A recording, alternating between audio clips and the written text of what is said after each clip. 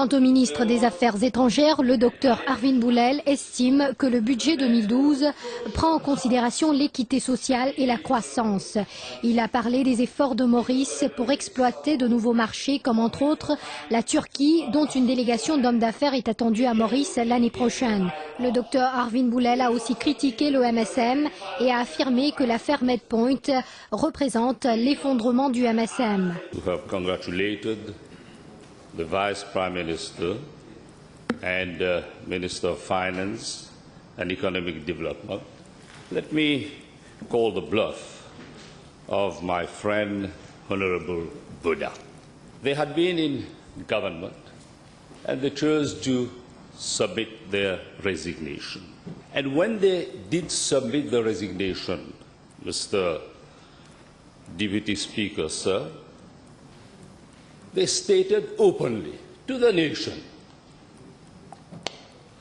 that they would stay loyal to the leader of the House, Dr. Navin Chandaramgulam, leader of the l'Alliance de l'Avenir. That was the promise made, and they stated it loud and clear to the nation, Mr. Speaker.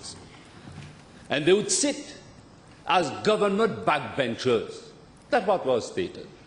But suddenly, out of the blue, what was the pressure that was exerted on the leader of the MSM? Why suddenly, Mr. Speaker, sir?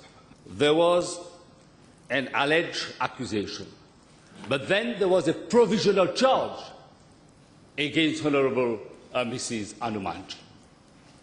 There was a provisional charge. We are not here to make any comment. But what was the pressure that was exerted upon them to submit the resignation? Why suddenly, Mr. Deputy Speaker, sir? They found all kinds of lame excuses. We know what was the intention. They thought they could blackmail us, Mr. Speaker, sir. That was the intention, to interfere with institutions. That's what the intention was. But, Mr. Speaker, sir, there is a vast difference between them and us. In respect of our leader, power was not thrust upon him. There was no mummy and daddy around to take care of the leader of the Labour Party. He took the stairs of the Labour Party and he has brought government to heights beyond any recognition. Today, we are reaping the benefit of hard work, Mr. Speaker, sir. Let me say to everyone who wants to hear, the Medpoint has brought the meltdown of the MSM, and there's no return. And there's no return, Mr. Deputy Speaker, sir.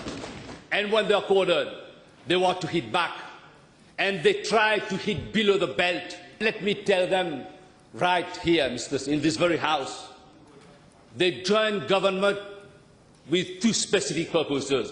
One, to swell their war chests. That was the second, to try to undermine the Labour Party. So let me, Mr. Speaker, sir, tell you what we are going to do. First, we expect IMF, as a lender of resort, will play its role fully, and that the debt-laden countries will adopt the measures called upon them to do, and we know where Italy stands in respect of its like as if it has relinquished its sovereignty to IMF. Two, follow the leader, Mr. Deputy Speaker. Because if we have to manage diversity and consolidate social cohesion in this country, there is no better leader than the leader of the l'Alliance de l'Avenir, Dr. Navin Chandaramgulam, and this is a fact, Mr. Speaker, because it has been proven to be right. Because we have an economic model that is being sought after by many countries in the world. And if I have to cite Stiglitz, praising Mauritius, urging the United States to emulate the success story of Mauritius. Because what we need in this country, unity in diversity. But sometimes there's an outcome. There's an outcome that has to be balanced.